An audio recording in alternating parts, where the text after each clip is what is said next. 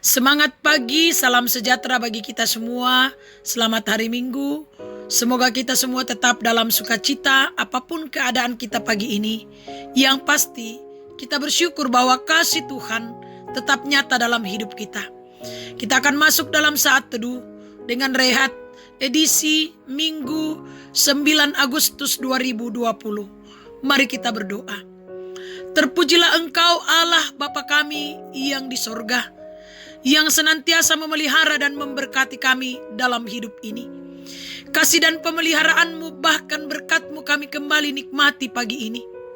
Mengawali langkah hidup kami hari ini, kami rindu untuk mendasarinya dengan firman Tuhan yang akan menjadi suluh dan pedoman kami dalam kehidupan ini. Roh Kudus tolong kami semua. Ampuni dosa kami Tuhan. Bersabdalah dalam Kristus Yesus kami berdoa. Amin. Firman Tuhan pagi ini dari 2 Petrus pasal 2 ayat 1 sampai ayatnya yang ke-10. Demikian firman Tuhan. Nabi-nabi dan guru-guru yang palsu. Sebagaimana nabi-nabi palsu dahulu tampil di tengah-tengah umat Allah, demikian pula di antara kamu akan ada guru-guru palsu. Mereka akan memasukkan pengajaran-pengajaran sesat yang membinasakan. Bahkan mereka akan menyangkal penguasa yang telah menebus mereka, dan dengan jalan demikian segera mendatangkan kebinasaan atas diri mereka. Banyak orang akan mengikuti cara hidup mereka yang dikuasai hawa nafsu, dan karena mereka jalan kebenaran akan dihujat. Dan karena serakannya guru-guru palsu itu akan berusaha mencari untung dari kamu dengan cerita-cerita isapan jempol mereka. Tetapi untuk perbuatan mereka itu, hukum telah lama tersedia dan kebinasaan tidak akan tertunda. Sebab jikalau Allah tidak menyayangkan malaikat-malaikat yang berbuat dosa, tetapi melemparkan mereka ke dalam neraka, dan dengan demikian menyerahkannya ke dalam gua-gua yang gelap untuk menyimpan mereka sampai hari penghakiman. Dan jikalau Allah tidak menyayangkan dunia purba, tetapi hanya menyelamatkan Nuh, pemberitaan kebenaran itu, dengan 7 orang lain, ketika ia mendatangkan air bah atas dunia orang-orang yang fasik.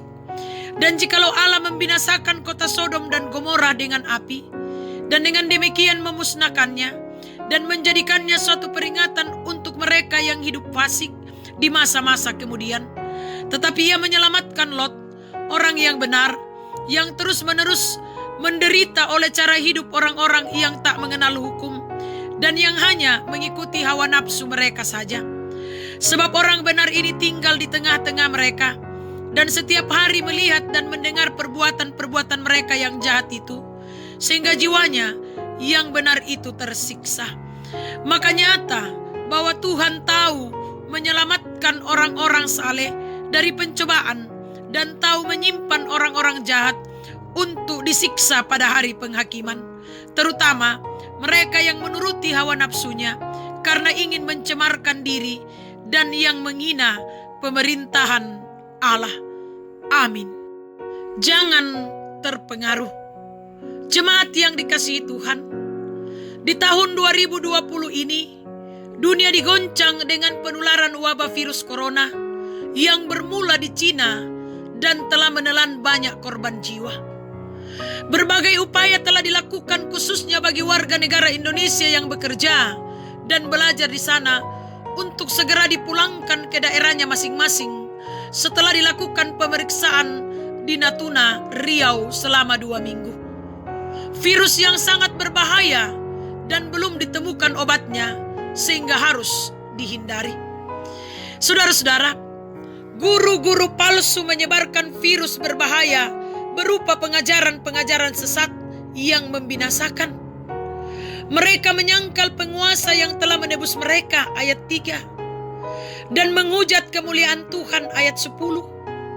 Mereka menampilkan cara hidup yang dikuasai hawa nafsu. Mereka mencari keuntungan dengan bersilat kata. Cara hidup mereka bagaikan virus yang penularannya sangat cepat, sehingga banyak orang yang mengikuti cara hidup mereka. Sekalipun demikian, Tuhan tidak tinggal diam karena penghakiman akan terjadi seperti yang telah dikatakannya pada zaman perjanjian lama, di mana orang fasik yang dikendalikan oleh hawa nafsu akan dibinasakan, sedangkan orang benar diselamatkan. Jemaat yang dikasihi Tuhan, hati-hatilah agar jangan binasa, sebab penghakiman pasti terjadi. Kita hidup dipenuhi godaan, karena itu jangan terlena. Fokuslah pada Kristus agar kita tidak terperangkap.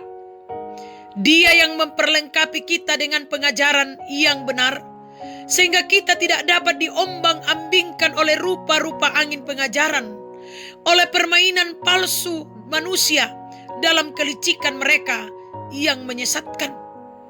Jangan terpengaruh dengan guru-guru palsu, tetapi tetaplah percaya kepada Kristus. Amin. Mari kita berdoa. Terima kasih Tuhan atas penyertaan-Mu kepada kami di saat teduh pagi ini. Kami boleh mendengarkan kebenaran firman-Mu. Kiranya kuasa Roh Kudus menolong kami, sehingga kami mampu mewujudkan dalam hidup dan kehidupan kami. Sehingga kami tidak terpengaruh oleh ajaran-ajaran guru-guru palsu dalam kehidupan ini. Tetapi kami tetap fokus kepada Kristus di dalam hidup kami. Ya Bapa yang Maha Kasih, kami serahkan hidup kami ke dalam tangan-Mu. Tuntun kami, arahkan kami, sehingga kami tetap berjalan pada kebenaran-Mu. Berkati segala juang karya kerja kami, usaha-usaha kami, rencana-rencana kami.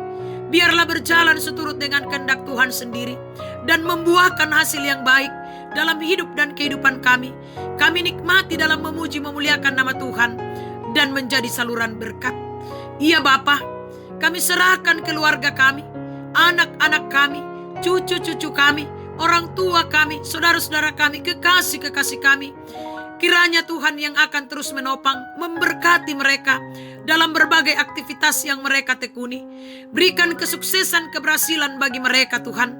Ajar kami saling menopang di dalam doa dan pengharapan hanya kepada Tuhan. Kami berdoa Tuhan buat jemaat-Mu.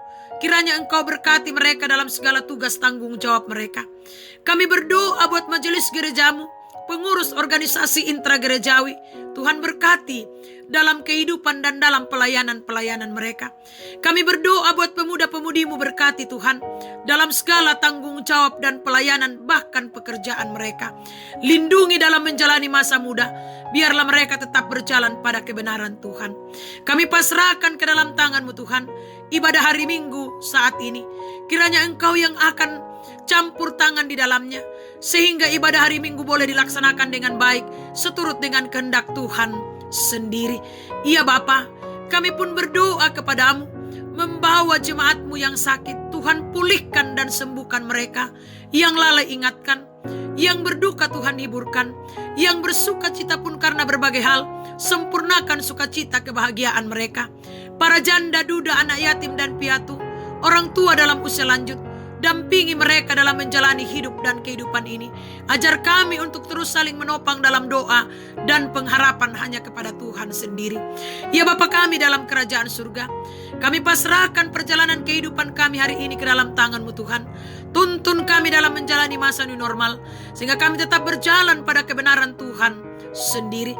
Berkati pemerintah kami, berkati bangsa dan negara kami, sehingga aman dan tentram, khususnya Kota Bontang yang kami cintai ini. Berkati perusahaan-perusahaan yang ada di Kota Bontang ini, sehingga tetap berjalan seturut dengan kehendak Tuhan sendiri, dan tetap menjadi saluran berkat dalam kehidupan ini. Iya Bapa, kami pasrahkan hidup kami hanya ke dalam tangan-Mu. Kiranya kasih dan setia-Mu tetap menuntun kami, memeliharakan kami dalam hidup dan kehidupan kami. Di dalam Yesus Kristus kami datang kepada Bapa di sorga. Amin. Selamat pagi, selamat hari Minggu, selamat mempersiapkan diri untuk beribadah, memuji, memuliakan nama Tuhan. Tuhan Yesus memberkati kita. Soli Deo Gloria.